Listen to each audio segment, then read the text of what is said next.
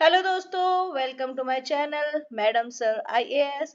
और आज का आर्टिकल है वुमेन रिजर्वेशन बिल को लेकर, जो कि अभी ये पार्लियामेंट में आया है। तो चलिए देखते हैं कि इसकी जर्नी कहाँ से स्टार्ट हुई है और अब इस बिल में क्या-क्या चेंजेस किए गए हैं और क्या आगे हो सकता है, वो सारा चीज हम देखेंगे। तो स्टार्ट करते हैं। तो 27 इयर्स की ये जर्नी है और ये अब खत्म होने जा रही है, ऐसा माना जा रहा है। तो देखो, ऑलमोस्ट सारी गवर्नमेंट ने ट्राई किया है इस रिजर्वेशन को लाने का वुमेन के लिए इन पार्लियामेंट एंड असेंबलीज। तो वुमेन रिजर्वेशन की बात तो हो रही है, लेकिन कहाँ पे? देखो, पार्लियामेंट में और स्टेट असेंबलीज में मेंबर होते हैं, तो वहां पर वुमेन का रिजर्वेशन, उसकी बात की जा रही है। तो ये जो बिल पहले ये 2010 में पास हो गया था राज्यसभा में, लेकिन फिर बाद में और फॉरवर्ड नहीं हो पाया। तो स्टार्ट करते हैं। तो देखिए, लेजिस्लेटिव हिस्ट्री यही रही है। अगर हम चेक करते हैं तो वुमेन रिजर्वेशन बिल स्टार्ट हुआ था 27 ईयर्स एगो। ठीक है, स्टार्ट हुआ था जब एच डी देव गौड़ा, जो ऑनरेबल एच डी देव गौड़ा हमारे पहले, मतलब सॉरी, उस टाइम पर वो पीएम थे। तो उनकी गवर्नमेंट ने ये इंट्रोड्यूस किया था 1996 में। ठीक है, ऑलमोस्ट सारी गवर्नमेंट ने ये ट्राई किया इसको पुश करने का। यूपीए गवर्नमेंट ने भी इसको, मतलब उस टाइम पे जब राज्यसभा में 2010 में ये पास हुआ, तब उस टाइम पर यूपीए गवर्नमेंट थी। ओके, लेकिन बाद में आगे उसमें लोकसभा में पास नहीं हो पाया कोई भी, मतलब एक एक lack of political will and consensus की वजह से। तो फर्स्ट अटेम्प्ट जो किया वो किसने किया? यूनाइटेड फ्रंट गवर्नमेंट ने 1996 में। ठीक है, और इसमें दो आर्टिकल डालने वाले थे, 330 A and 322 A. 330 A and 332 ए। और ये पहली बार इंट्रोड्यूस्ड हुआ लोकसभा में 1996 में।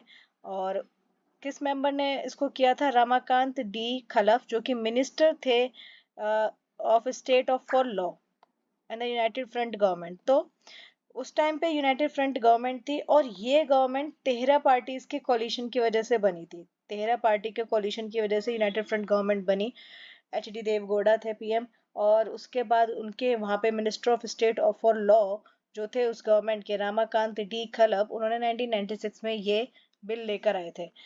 लेकिन ये एक सरप्राइजिंग मूव था, with several leaders of the Janata Dal and other constituent of the ruling coalition not being in favour. लेकिन जनता दल के, उसकी क्या, आप देख रहे हो 13 पार्टीज ने मिलकर यूनाइटेड फ्रंट गवर्नमेंट बनाई थी। तो उस टाइम पे काफी सारे जो लीडर, जो कि जनता दल के एंड अदर जो पार्टीज के लोग थे, वो उस फेवर में नहीं थे।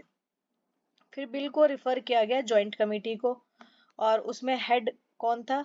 सीपीआई गीता मुखर्जी जी। ठीक है, तो गीता मुखर्जी वो जॉइंट कमेटी की हेड बनी।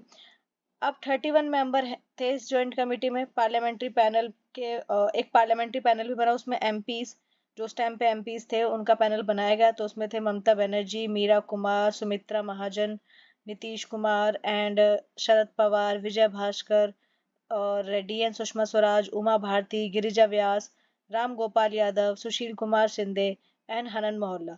तो ये बता रहे हैं कि उस टाइम पर टोटल 31 मेंबर थे, उनमें से ये कुछ मेंबर पार्लियामेंट्री पैनल में थे। अब पैनल ने प्रपोज करे 7 बड़े सजेशंस, और उनको लगा कि जो बिल में जो वर्ड है, not less then one third, not less then one third reservation की बात है, कि एक तिहाई से कम रिजर्वेशन नहीं होना चाहिए। तो कहते हैं कि ये वर्ड थोड़ा सा वेग है, हमें ना इसे अलग तरीके से इंटरप्रेट करना चाहिए, इसको सब्स्टिट्यूट कर देते हैं as nearly as may be one third, कि लगभग वन थर्ड के आसपास होना चाहिए। ठीक है, जितना हो सकता है वन थर्ड के आसपास होना चाहिए, ये वर्ड होना चाहिए। तो ताकि हम कोई भी एम्बिग्यूटी का यानी कि किसी भी कंफ्यूजन का स्कोप ना छोड़े। तो panel also suggested that there should be reservation for seats for women in Rajya Sabha. उन्होंने ये भी सजेस्ट किया कि राज्यसभा में जो सीटें हैं वहां पर भी वुमेन का रिजर्वेशन होना चाहिए, और स्टेट में जैसे कि लेजिस्लेटिव काउंसिल होती है, वहां पर भी होना चाहिए।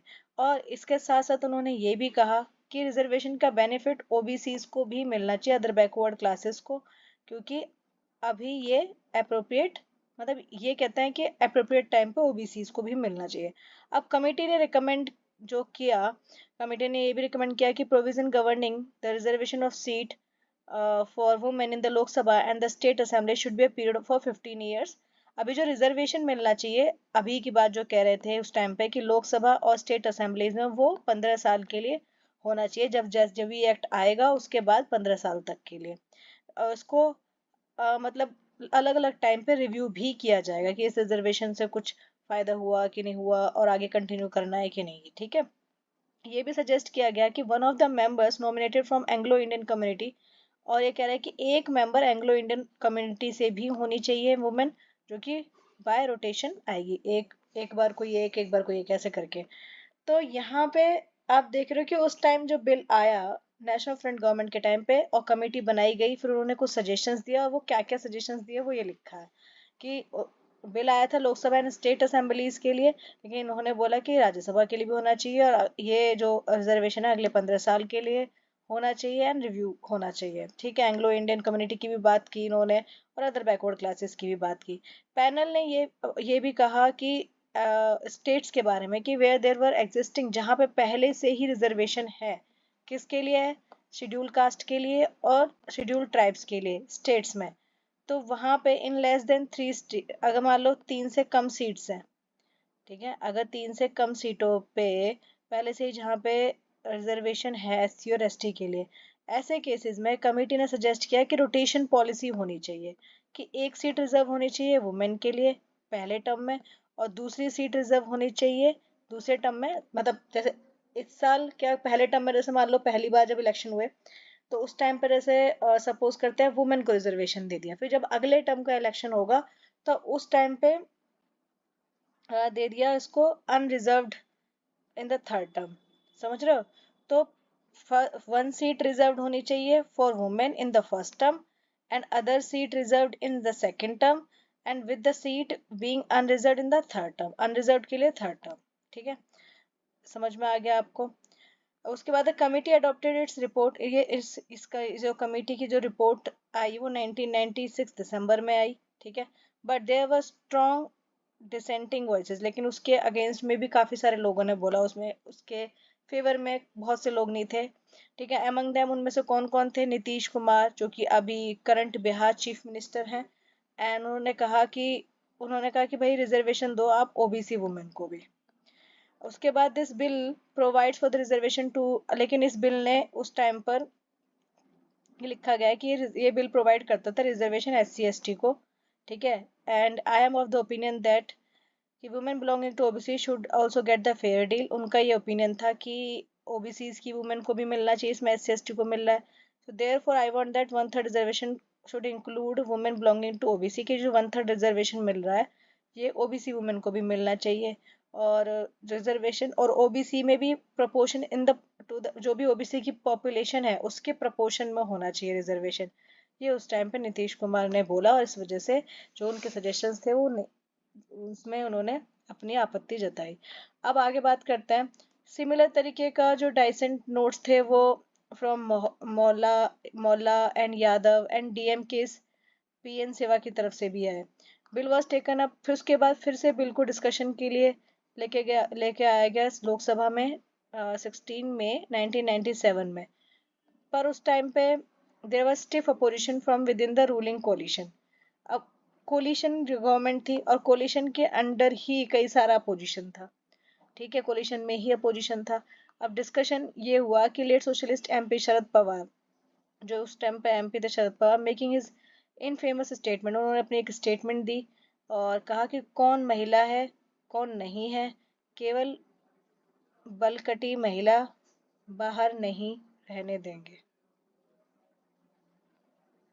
Who is a woman who is not, only short haired women won't be allowed। तो ये कुछ अजीब सी स्टेटमेंट थी, अब मैं खुद इसको समझ नहीं पा रही हूँ। वो कहते हैं कि कौन महिला है कौन नहीं, लेकिन जो बलकटी महिला होती है जिनके छोटे बाल होते हैं उनको वो अलाउड नहीं करेंगे। तो ही आर्ग्यूड दैट, उन्हें आर्ग्यू किया कि women with short hair if euphemism for educated and modern women and would dominate the legislature if the bill was passed। तो ये कहता है कि अगर मान लो ये बिल पास कर दिया जाए और कुछ ऐसी वुमेन आ गई जिनके छोटे बाल है, छोटे बाल से उनका मतलब था कि वो वुमेन ज्यादा एजुकेटेड होती है, मॉडर्न होती है, और वो कोई भी लेजिस्लेचर आएगा, मतलब कोई कानून आएगा तो उसको डोमिनेट करेगी अगर पास हो जाता है ये बिल। तो यादव का जो स्टेटमेंट था बाद में ये हेडलाइन बना, and leaders from the Hindi heartland oppose the bill. और फिर जो लीडर्स जो थे उन्होंने बिल को अपोज भी किया और कहा कि ओबीसी सब कोटा डिमांड की बात करी, and the United front government could not pass the bill and it left after the resolution of this. उसके बाद उनकी ये भी हुआ कि यूनाइटेड फ्रंट गवर्नमेंट की जो लोकसभा है वो डिसॉल्व भी हो गई और ये बिल भी पास नहीं हुआ। ठीक है, तो पहले तो ये बिल ही पास नहीं हुआ। अगर मान लो कोई लोकसभा में बिल पास नहीं होता है ना, तो इसका मतलब तो यही है कि इनका कॉन्फिडेंस नहीं है इस सरकार का, और वो सरकार भी यानी कि यूनाइटेड फ्रंट गवर्नमेंट जो है डिसॉल्व हो गई उनकी लोकसभा। ठीक है, अब सेकंड अटेम्प्ट कब किया गया, तो देखते हैं। एनडीए गवर्नमेंट आई तब, जिस टाइम पे एनडीए गवर्नमेंट आई, और ये कब से कब तक थी, 1998 से लेके 2004 तक, और ये बीजेपी लेड थी। इसमें बीजेपी लीडरशिप थी और उसको हेड कर रहे थे अटल बिहारी वाजपेयी जी। एंड उन्होंने ट्राई किया कई बार इस बिल को पास करवाने का। तो पहली बार कब ट्राई किया उन्होंने, 13 जुलाई 1998 को, और लोकसभा में काफी ज्यादा कैओटिक सीन बन गया एकदम, है ना, बिल्कुल हंगामा सा मच गया। एज देन लॉ मिनिस्टर, उस टाइम पे लॉ मिनिस्टर थे एम थाम्बी दोराई, उन्होंने ट्राई किया इसको इंट्रोड्यूस करने का बिल का लोकसभा में। एंड राष्ट्रीय जनता दल के RJD and Samajwadi party SP के एमपी रजिस्टर्ड देयर प्रोटेस्ट, लेकिन उस टाइम पे आरजेडी और समाजवादी पार्टी वाले लोगों ने प्रोटेस्ट किया। उसके बाद इसी बीच में एक RJD MP Surendra Prasad Yadav snatch the copy of the bill, उन्होंने बिल की कॉपी छीनी और स्पीकर से, और उस टाइम पे स्पीकर थे जीएमसी बालियोगी, और उसको फाड़ दिया। वाह, क्या सीन बना होगा उस टाइम पे ना। मतलब एक बिल आता है वुमेन रिजर्वेशन के लिए, और आरजेडी एंड एसपी, ये जो पार्टी है समाजवादी पार्टी, इनको इतना ज्यादा बुरा लग जाता है, इतना ज्यादा हंगामा मच जाता है कि वो बिल की कॉपी लेके तक फाड़ देते हैं। अच्छा, उसके बाद अब minister in the Bihar government now, अब जो मिनिस्टर है बिहार गवर्नमेंट के सुरेंद्र, रिसेंटली उन्होंने कहा कि he tore a copy of the bill, कि उन्होंने बिल की कॉपी फाड़ी है, because B R Ambedkar had appeared in his dream and asked him to do. क्यों कि अम्बेडकर जी उनके सपने में आए और उन्होंने कहा कि तुम ऐसा करना, जाके वहां पे बिल की कॉपी लेके फाड़ देना। तो आप देख रहे हो मतलब कि कई बार कई सारे मिनिस्टर एमपीज मतलब क्या हरकतें करते हैं, बिल्कुल ही अनप्रोफेशनल, और कभी कभी नहीं, मुझे लगता है मोस्टली ऐसी हरकतें करते हैं। आगे देखते हैं। The bill was listed for the introduction. उसके बाद क्या हुआ कि कुछ दिन अच्छे गए और बिल लिस्ट हो गया इंट्रोडक्शन के लिए, but the speaker deferred the introduction as a consensus was not possible. तो अब उनको स्पीकर ने तो खुद ही कह दिया था कि देखो इंट्रोडक्शन तो है, लेकिन इसका कंक्लूजन तो कुछ नहीं निकलेगा ना, पॉसिबल ही नहीं है। Similar scenes played out in the December, फिर बाद में उसी साल दिसंबर 11 1998 में Lok Sabha so unruly scenes when Mamata Banerjee try to physically prevent SP MP Daroga Prasad Saroj from advancing towards the speaker podium. तो उस टाइम पे भी जब ये बिल आया गया, तो जो अभी इस टाइम पे ममता बनर्जी जो है तो मतलब एक ऐसा सीन हुआ कि उन्होंने फिजिकली प्रिवेंट किया एसपी और एमपी दरोगा प्रसाद सरोज को, कि वो जब स्पीकर के पोडियम की तरफ जा रही थी तब उनको पकड़ा। The bill was finally introduce. उसके बाद फिर 23 दिसंबर 1998 में बिल आया, और बहुत सारे SP led, Samajwadi Party led, Rashtriya Loktantrik मोर्चा और Bahujan Samaj party and Muslim league, उन सब ने प्रोटेस्ट भी किया था, लेकिन तब भी 23 दिसंबर 1998 में बिल इंट्रोड्यूस हुआ। तो देख रहे हो, पहले तो जस्ट बात हुई, उस टाइम पे फाड़ दिया, और उसके बाद फिर क्या हुआ, फिर वो दोबारा से लिस्टेड जब हो रहा था तब भी क्या नाम है, ये ममता बनर्जी जी वाला सीन हो गया, और फिर बाद में फाइनली जैसे तैसे इतने प्रोटेस्ट के बाद इंट्रोड्यूस हुआ है। लेकिन there were difference among the NDA allies. अब ये जो एनडीए अलाइज था ये भी एक कोलिशन गवर्नमेंट ही थी, ठीक है। तो एनडीए अलाइज में भी डिफरेंस थे, और Nitish who was oppose to the bill, Nitish जो थे और उन्होंने भी, नीतीश जो है तो उन्होंने भी काफी ज्यादा अपोज किया। और उस टाइम पे वो नीतीश कौन थे, वो रेलवे मिनिस्टर थे। And the bill how ever lapsed, अब बिल भी लैप्स्ड हो गया। और आपको पता है फिर अगर कोई बिल लैप्स हो जाता है लोकसभा में तो उसका क्या मतलब है, ठीक है। तो बिल लैप्स हुआ, और उसके बिल लैप्स हुआ ही इस वजह से क्योंकि वाजपेयी जी की गवर्नमेंट जो है 1999 में, अप्रैल 1999 में जो है डिसॉल्व हो गई, तो वो बिल अपने आप ही लैप्स हो गया। अब वाजपेयी गवर्नमेंट ट्राई अगेन, अब वाजपेयी जी की गवर्नमेंट ने फिर से ट्राई किया। जब वाजपेयी जी ने एनडीए गवर्नमेंट फिर से बनाई और बिल इंट्रोड्यूस किया, फिर 23 दिसंबर 1999 में, और उस टाइम पे लॉ मिनिस्टर थे राम जेठ मलानी। और अगेन फिर से प्रोटेस्ट तो आना ही आना है, और कहाँ से आना है? Samajwadi party, Bahujan Samaj party and RJD. ठीक है, ये तीनों जनता दल से, बीएसपी, एसपी से, तीनों से आया। और वाजपेयी गवर्नमेंट ने ट्राई किया उसको 3 बार पुश करने का, 2000 में भी, 2002 में भी एंड 2003 में भी, लेकिन सक्सेस नहीं मिली। और इस उस टाइम पे जब 2000 2002-3 में इन्होंने, उस टाइम पे सपोर्ट में इनके साथ कांग्रेस भी थी and the left main opposition party भी थी, लेकिन तब भी इनको सक्सेसफुल नहीं हुए। इन जुलाई जुलाई में 2003 में स्पीकर मनोहर जोशी ने एक ऑल पार्टी मीटिंग बुलाई और कहा कि देखो कि इस बिल के बारे में सोचते हैं इसको करने का, लेकिन ये कुछ भी नहीं हुआ, अनसक्सेसफुल रहा। और फिर फाइनली बिल लैप्स हो गया फिर भी। ठीक है, 2003 में तो ये हुआ। तो देख रहे हो आप, कई बार ट्राई किया वाजपेयी जी की गवर्नमेंट ने भी। अब UPA push for the bill, देखते हैं यूपीए। अब यूपीए की बात करते हैं। तो common minimum programme of the Congress led government headed by PM, जब जिस टाइम पे हमारे पीएम थे मनमोहन सिंह जी, तो उस टाइम पे कांग्रेस की गवर्नमेंट थी। तो उन्होंने एक कॉमन मिनिमम प्रोग्राम बनाया। उन्होंने एक office which took office in मई, इन्होंने 2004 में इनकी government I and declare that, इन्होंने डिक्लेयर किया कि यूपीए लीड लेगी इस लेजिस्लेशन को इंट्रोड्यूस करने के लिए, जो वुमेन का 1/3 रिजर्वेशन देता है इन विधानसभा एंड लोकसभा। तो उस टाइम पे विधानसभा लोकसभा की बात करी कि वो विधानसभा लोकसभा में वुमेन को रिजर्वेशन मिलेगा और हम ये बिल को इंट्रोड्यूस करेंगे। तब उस टाइम पे प्रेसिडेंट थे एपीजे अब्दुल कलाम जी, और reiterated the government's commitment in his first joint address to parliament in 2004। तो इन्होंने ये जो गवर्नमेंट का कमिटमेंट था कि वो 1/3 रिजर्वेशन देंगे वुमेन को, ये बात 2004 में पार्लियामेंट में एड्रेस करते हुए, जो पहला एक एड्रेस होता है वो प्रेसिडेंट के थ्रू होता है, प्रेसिडेंट देते हैं हमारे। तो उस टाइम पर प्रेसिडेंट थे हमारे ऑनरेबल एपीजे अब्दुल कलाम जी, और उन्होंने ये कमिटमेंट गवर्नमेंट का बताया कि ये करने वाला है। But it was not easy, आसान नहीं था, क्योंकि कुछ ही दिन बाद यूपीए के जो मेन, उसमें जो पार्टी के जो मेंबर्स थे वो थे जैसे आरजेडी के, तो आरजेडी के चीफ थे लालू प्रसाद यादव। आरजेडी पार्टी के चीफ थे लालू प्रसाद यादव, और उस टाइम पे उनको बनाया गया था रेलवे मिनिस्टर। वो कहते नहीं नहीं, ऐसा नहीं भाई, ऐसा कोई बिल नहीं आने का। पर यूपीए गवर्नमेंट फाइनली, लेकिन तब भी उन्होंने इंट्रोड्यूस किया मई 6 2008 को। And as was the case up to his point dramatic scene, लेकिन फिर बाद में वही, जैसे पहले हमेशा ड्रामा हुआ वैसे ही ड्रामा हुआ ही। And before law minister HR Bhardwaj could rise, SP MP Abu Azmi rush toward him. अब देखो, अब ये बिल, अब ऐसा समझो कि पार्लियामेंट में ये बिल इंट्रोड्यूस हुआ है। अब जो लॉ मिनिस्टर ये बिल देगा, तो लॉ मिनिस्टर उस टाइम पे थे एचआर भारद्वाज। वो खड़े हुए, जैसे ही वो खड़े, उनके खड़े होने से पहले ही जो एमपी अबू आजमी, समाजवादी पार्टी के एमपी थे अबू आजमी, वो उनकी तरफ गए और जो बिल की कॉपी छीन ली। और even as then women and child development minister Renuka Chaudhary, ठीक है, उस टाइम पे वुमेन एंड चाइल्ड डेवलपमेंट की मिनिस्टर थी रेणुका चौधरी। वो कुछ कांग्रेस एमपीज के साथ उन्होंने उनको रोकने की कोशिश भी की।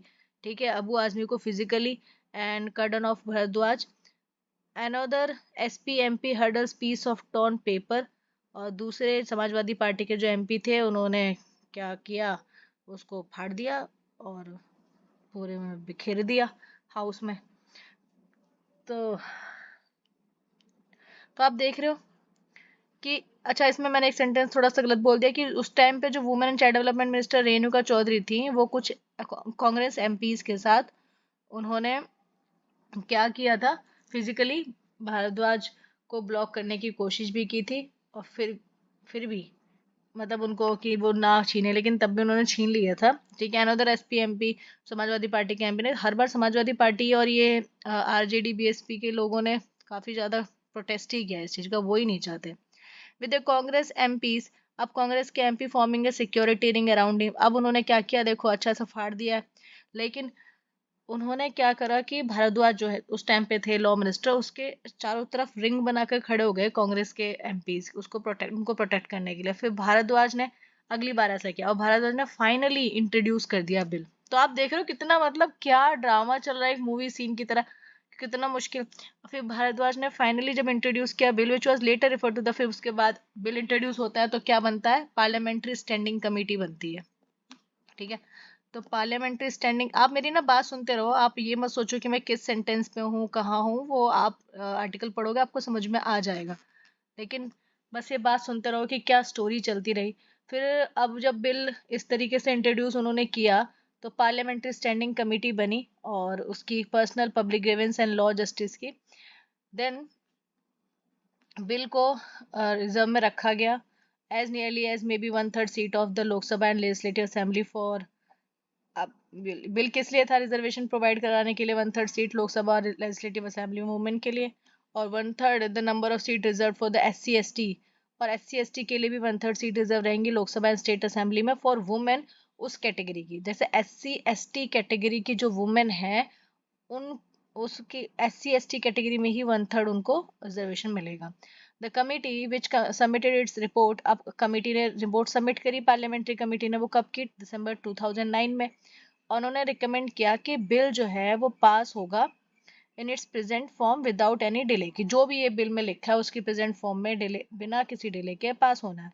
ठीक है, अब 31 मेंबर्स का पैनल था। देखो, parliamentary committee on personal public grievance and law and justice में 31 मेंबर होते हैं।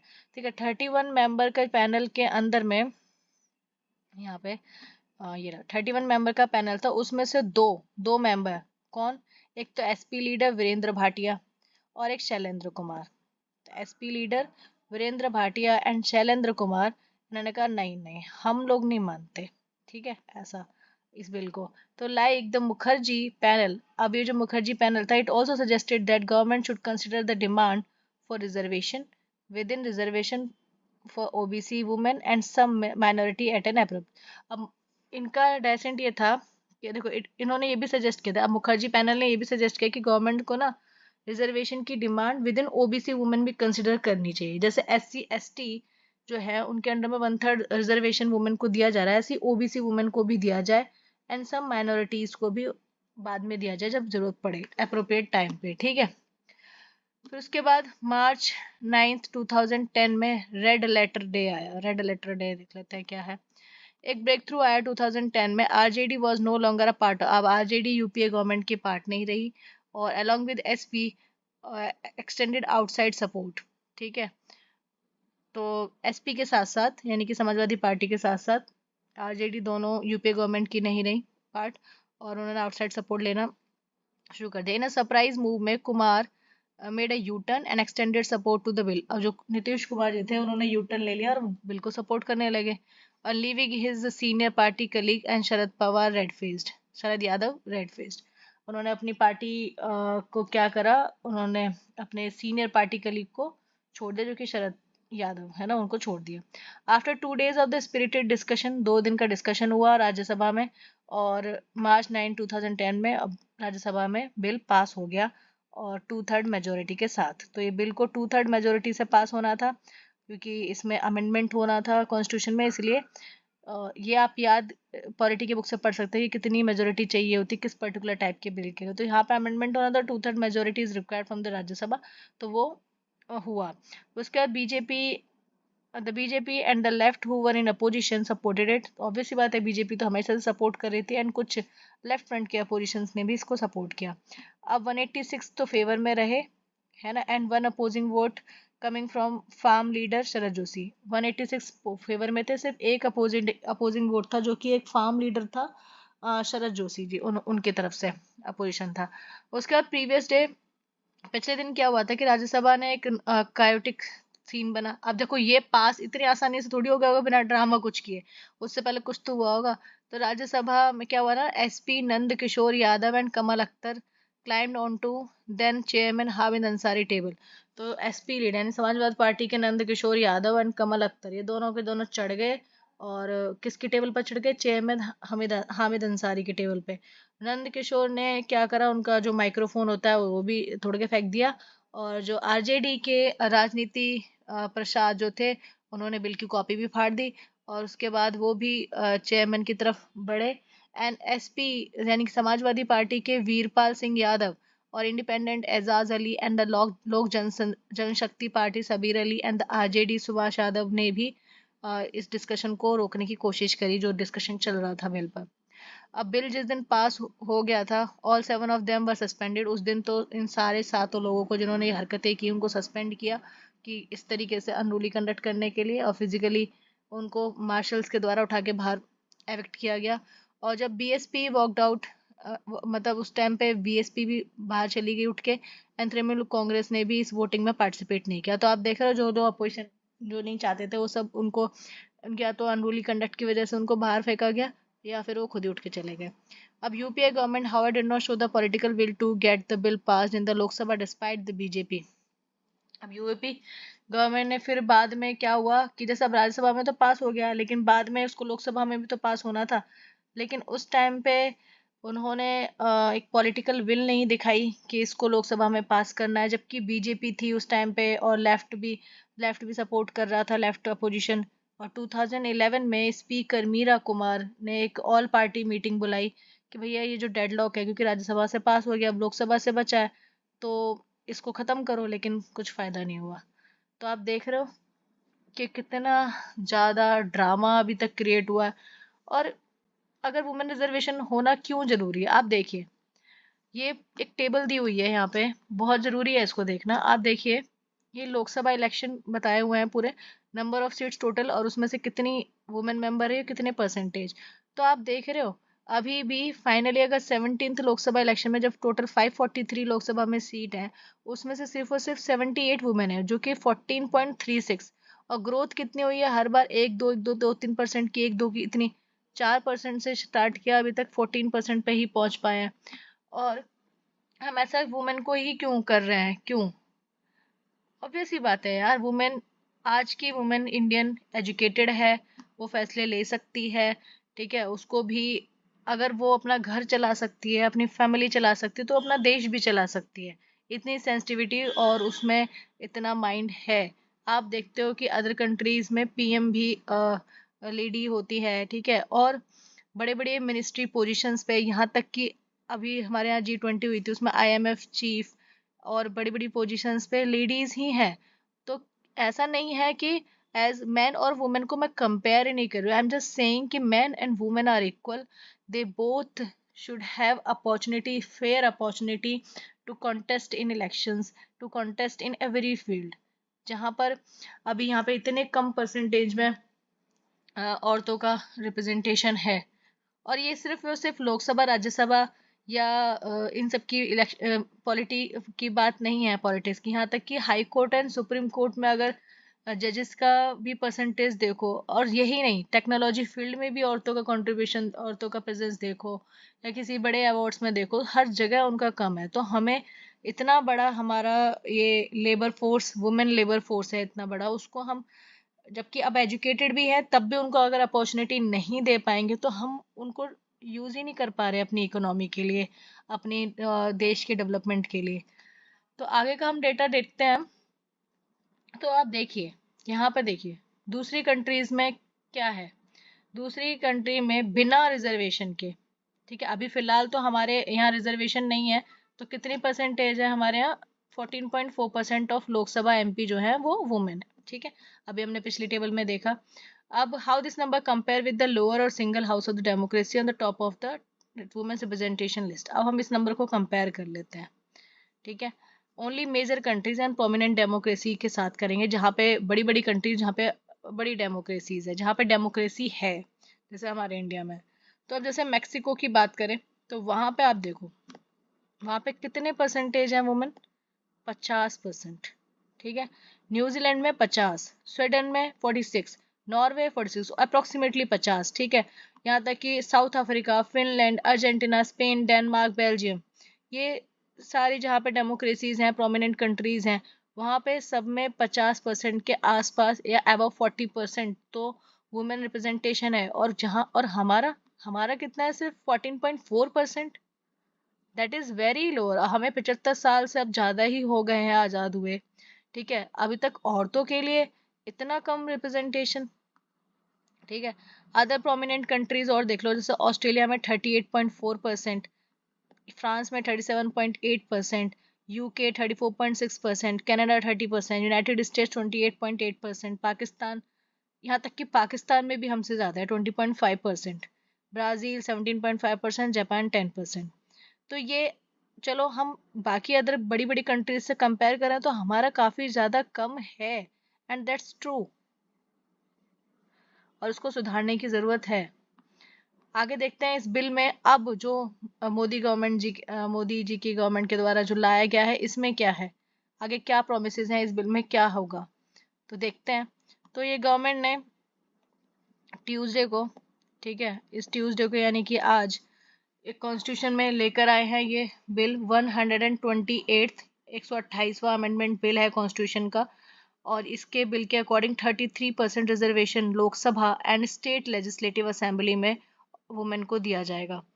ठीक है, अब ये जो अटेम्प्ट किया गया है ये आपको मैंने बताई दी इसकी हिस्ट्री की 1996 से इस चीज़ स्टार्ट की गई थी कि कैसे ना कैसे रिजर्वेशन मिले, लेकिन तब से स्टार्ट है। अब मार्च 2010 में राज्यसभा में ये पास भी हो गया था। ठीक है, और उस टाइम पे इस बिल का नाम था constitution amendment bill of 108 bill 2008, जो उस टाइम पे पास हुआ था। तब उसका नाम 108वां बिल था, 2008 में आया था और 2010 में राज्यसभा में पास हुआ था। अब बिल का नाम है 128 128वां बिल, जो कि 2023 में अब आया है। ठीक है, even if the bill table on the Tuesday is passed speedily by both of the parliament, it may be while before it can be implemented। ये कहते हैं कि देखो बिल जो है ट्यूसडे को आया है और ये बहुत जल्दी से दोनों मतलब राज्यसभा लोकसभा दोनों से पास हो जाएगा, क्योंकि ये it may be while before it can be implemented, तो ये सब इम्प्लीमेंट होने से पहले ही हो जाएगा। अब आगे बात करते हैं what does the bill introduced in Lok Sabha से। अब ये जो बिल इंट्रोड्यूस हुआ है लोकसभा में वो क्या कहता है, और इसको अगर हम पिछले 13 साल पुराने बिल से कंपेयर करें तो इसमें फ़र्क क्या है। तो नए बिल में क्या है कि as nearly as may be, जो पिछले हमने कहा था कि पार्लियामेंट्री कमेटी ने सजेस्ट किया था इस वर्ड को as nearly as may be कर दिया जाए, नॉट लेस देन की जगह। तो यहाँ पे as nearly as may be 1/3 including the seats reserve for the women belonging to the supreme schedule caste and the schedule tribes और the total number of the seats to be filled by direct election to the house of the people shall be reserve for the women. आप समझ रहे हो, 1/3 सीटें जिसमें से उसमें including होंगी SC ST की ट्राइब्स की वुमेन की भी सीटें। टोटल नंबर जैसे 543 सीट्स हैं, उसमें से 1/3 सीटें वुमेन के लिए डायरेक्ट इलेक्शन के द्वारा हाउस ऑफ द पीपल यानी कि लोकसभा में रिजर्व्ड होंगी। अब आगे बात करते हैं। Bill propose similar provision of same चीज स्टेट असेंबलीज के लिए भी और दिल्ली के लिए भी है। लाइक द प्रीवियस बिल, पुराने बिल की तरह इस बिल में भी कौन से आर्टिकल्स में चेंज होगा, article 330A and 332A of the constitution, ये दो आर्टिकल्स चेंज होंगे। ठीक है, ये प्रोविजन जो है ये इंट्रोड्यूस करता है changes in the Lok Sabha and assemblies respectively. समझ रहे हो। अब आगे बात करते हैं 2010 में ये जो बिल आया था उसी की तरह the current one also has the sunset clause. इसमें एक सनसेट क्लॉज है, अब इसका क्या मतलब है देख लेते हैं। इसमें इस सनसेट क्लॉज के अंडर में ये मैंडेट करता है कि रिजर्वेशन वो जो होगा वो उसका पीरियड होगा 15 ईयर का, 15 साल का। ठीक है, जैसे मान लो आज ये बिल अगर पास हो जाता है तो अगले 15 साल तक ये रहेगा रिजर्वेशन। जो की डिफरेंस है हाउ, लेकिन तब भी कुछ डिफरेंस है पिछले बिल से, ये कि bill makes the implementation for women reservation contingent upon the delimitation process. ठीक है, इसमें क्या है कंटिजेंट रहेगा डेलिमिटेशन प्रोसेस से, मतलब कि जैसे डेलिमिटेशन में क्या होता है, इसमें ये इससे ये पता चलता है ना कि किस एरिया में कितने टेरिटोरियल कॉन्स्टिट्यूशन में जो है टेरिटोरियल में इलेक्शन होता है, तो वो डेलिमिटेशन जो होता है जहाँ पे इलेक्शन होता है उसके साथ कंटिजेंट रहेगा कि कौन सी पॉपुलेशन को वो काउंट कर रहे हैं, कि 2000 अभी वाली काउंट करेंगे, जो काउंट की जाएगी पॉपुलेशन वोटर्स काउंट किए जाएंगे उसके हिसाब से, या पिछले वाले जो भी जिस तरीके से होता है उसी हिसाब से रहेगा। अब उसके बाद so how soon can the bill be expected to come into effect, कि कितनी जल्दी ये इफेक्ट में आ जाएगा पास होने के बाद। Notwithstanding anything in the foregoing provision of this part of or part 8 the provision of the constitution relating to the reservation of the seat for women.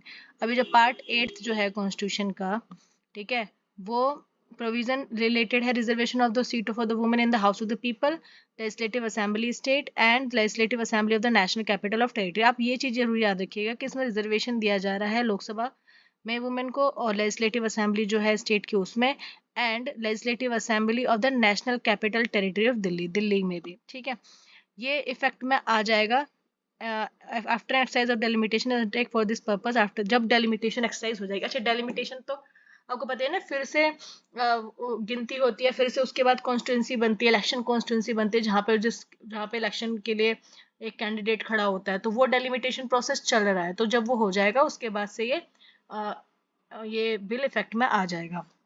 उसके बाद आफ्टर रेलिवेंट फिगर, अब first for the first census taken after the commencement of the constitution 128 bill has been published. अब shall cease to have effect of the expiration, अब 15 साल के लिए रहेगा, ये आपको पता ही है। The upshot of this condition is that, इसमें एक कंडीशन ये है कि वुमेन का जो कोटा है वो effectively be operational before the general election of, मतलब ये जो कोटा, वुमेन का quota may not be effectively been operational before general. देखो कंडीशन ये है कि 2029 के जनरल इलेक्शन से पहले पहले इफेक्टिवली इसको ऑपरेशनलाइज करना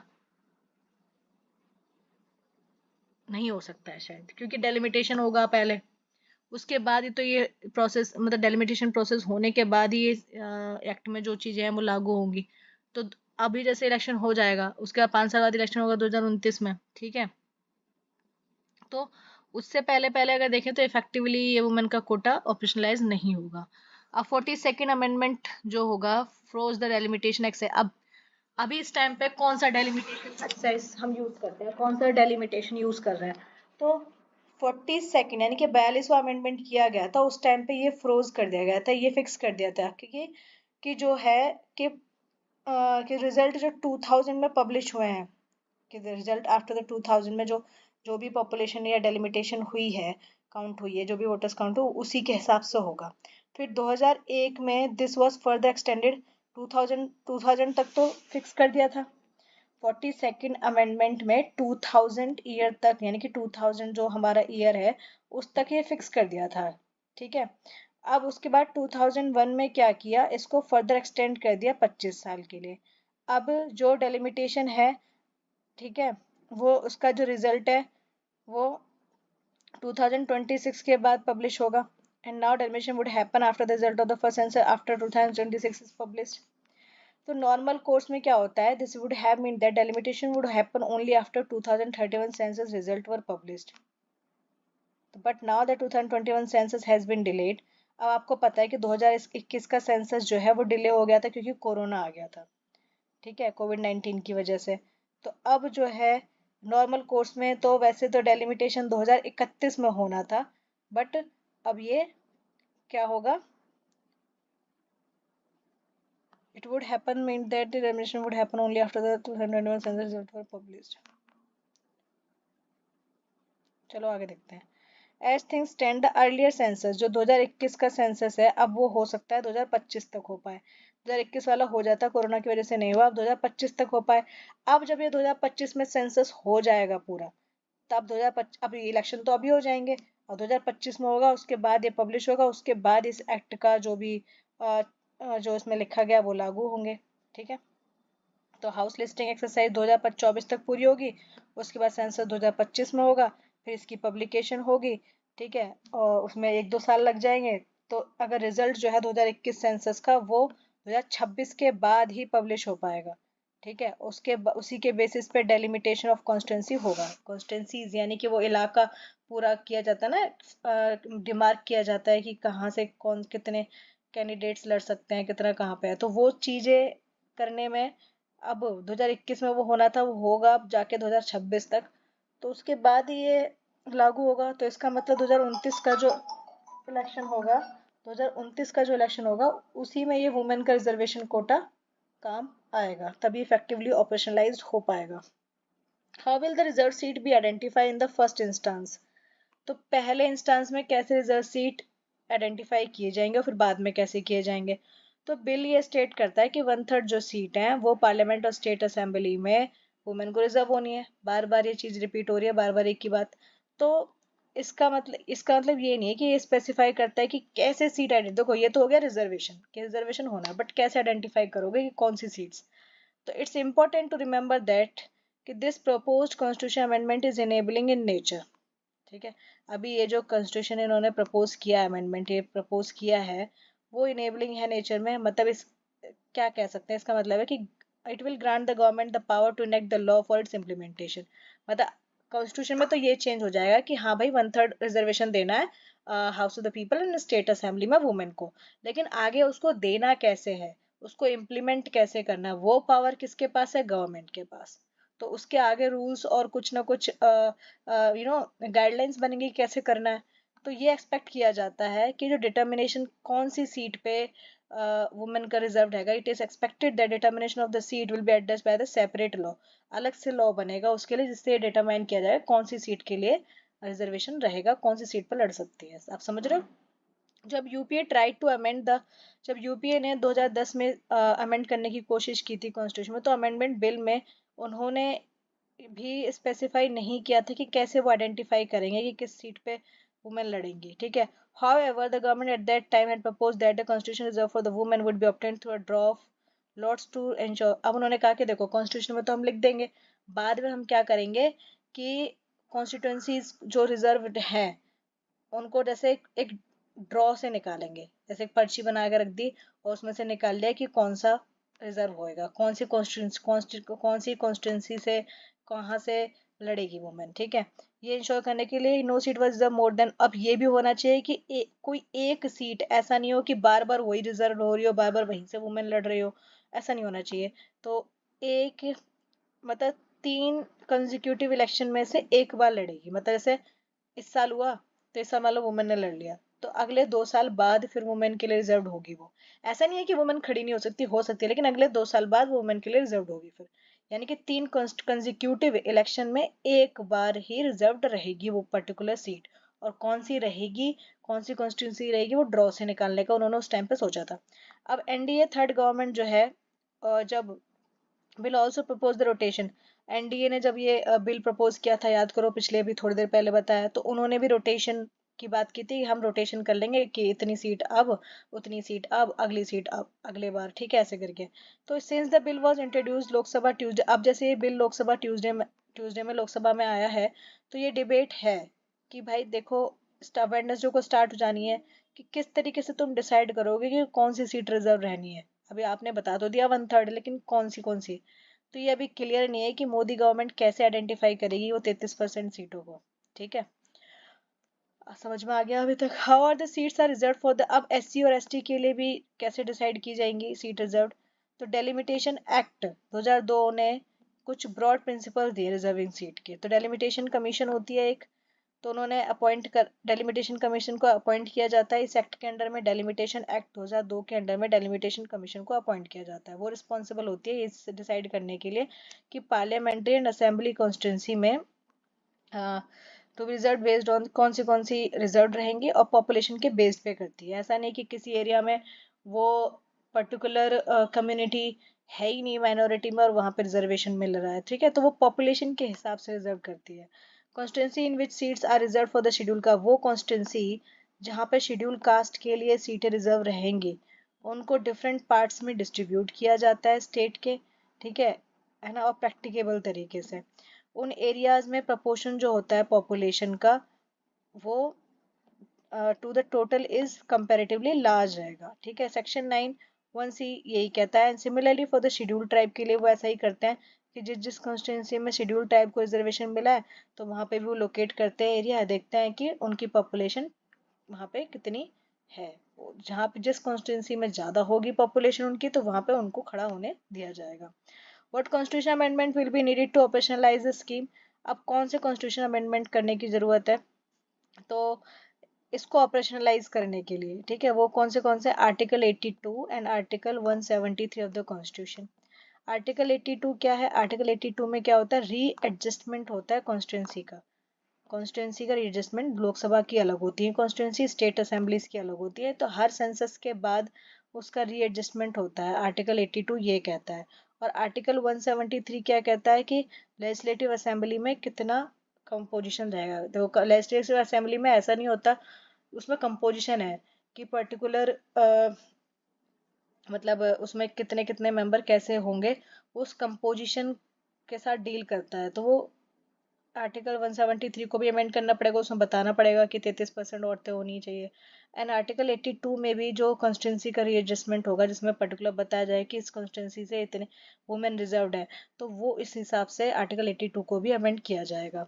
उसके बाद how does the reservation for women इन अब पंचायती राज इंस्टीट्यूशन में यानी कि पीआरआई में और अर्बन लोकल बॉडीज में किस तरीके से काम करता है वुमेन का रिजर्वेशन। तो ये देखो, ये तो पहले से ही है, तो आप इसमें देखते हैं कैसे काम करता है, इससे हम सीख सकते हैं। आर्टिकल 243D जो है कॉन्स्टिट्यूशन का, वो प्रोवाइड करता है reservation for schedule caste, schedule tribe and women in panchayat में। तो शेड्यूल कास्ट, शेड्यूल ट्राइब्स और वुमेन के लिए पंचायत में रिजर्वेशन है अंडर आर्टिकल 243D। ये कहता है कि nothing in this part shall prevent the legislature of the state from making any provision for the reservation of seat in any panchayat or office of the chairperson in panchayat at any level in favour of backward classes of citizen. तो देखो, reservation SC ST women के लिए तो constitution में है, लेकिन इसका मतलब ये नहीं है कि स्टेट जो है वो अदर बैकवर्ड क्लासेस को रिजर्वेशन नहीं दे सकती। वो दे सकती है अपने हिसाब से, यानी कि स्टेट एक कानून बनाए और उसमें एक ऐसा प्रोविजन बना दे, कोई भी प्रोविजन जिसमें वो सीट को रिजर्व कर सकते हैं। किसके लिए? बैकवर्ड क्लासेस के लिए। ठीक है। As per the provision of article 243D जो है नॉट लेस देन, उसमें आर्टिकल 243D में 1/3 से ज्यादा ही होना चाहिए, 1/3 से कम नहीं होना चाहिए। वो किसके लिए रिजर्व है? SC ST के लिए। And shall reserve for the women. ठीक है। अब देखो, not less than 1/3 of the total number of the SC ST के लिए जितनी सीट रिजर्व्ड है उनके 1/3 से कम नहीं होनी चाहिए वुमेन के लिए सीट रिजर्व, ये ऐसा कहता है ना। अब मान लो जैसे 10 में से 3 सीट 10 में से 3 कह रहे हैं, मतलब 3 में से अगर एक सीट 1/3 कह रहे हैं, जिनकी 3 में से अगर एक सीट SC ST के लिए है, सॉरी, अगर मान लो 10 में से 3 सीटें SC ST के लिए, तो उसमें से एक सीट होनी चाहिए औरतों के लिए। तो ये बात है, not less than 1/3 of the total number of the seat reserve for SC ST। As per the government data, अगर गवर्नमेंट डेटा के अकॉर्डिंग देखें तो सितंबर 8 2021 में एटलीस्ट 18 स्टेट्स ने percentage of women elected representative, Panchayati Raj में अगर हम पंचायत में देखें तो जो वुमेन इलेक्टेड रिप्रेजेंटेटिव हुए हैं उनकी परसेंटेज 50% से भी ज़्यादा है। तो आप देख रहे हो पंचायत राज में जैसे ही रिजर्वेशन दिया तो वहाँ पे वुमेन का रिप्रेजेंटेशन 50% से ज़्यादा हो गया।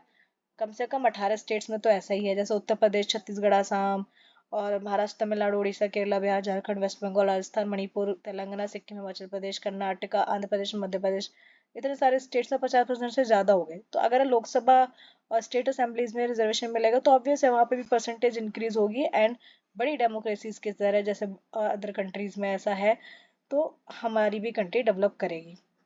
द हाईएस्ट प्रपोर्शन जो वुमेन का रिप्रेजेंटेटिव है सबसे ज्यादा उत्तराखंड में 56.02% है। किसमें? पंचायती राज की बात हो रही है। ठीक है। और सबसे कम देखें तो उत्तर प्रदेश में 33.34%।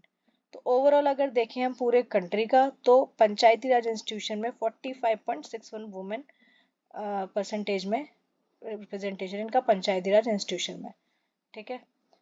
तो आई होप आप देख रहे हो कि पंचायती राज इंस्टीट्यूशन में तो अर्बन लोकल बॉडीज में अंडर आर्टिकल 243D हमारे कॉन्स्टिट्यूशन ने वुमेन को रिजर्वेशन दिया है और जिसकी वजह से वुमेन का पार्टिसिपेशन बढ़ा है 18 स्टेट्स में और अप्रोक्सीमेटली ओवरऑल 50% के आसपास है।